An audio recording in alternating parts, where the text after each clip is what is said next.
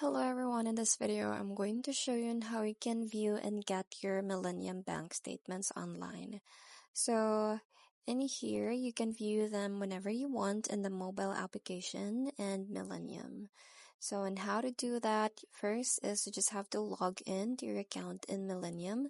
So if you want, you can just click on this one and you will be redirected to a page where you can log in. Next is to enter My Finances section. So you just have to click on it and then click on the statements lists. So from there you will see the each month that you have. So you just have to click on the specific month that you want to download the online statement, or if you want to just see it then.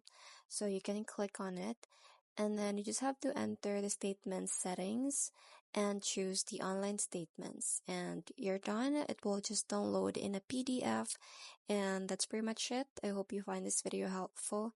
Thanks for watching, and I'll see you in my next one. Bye.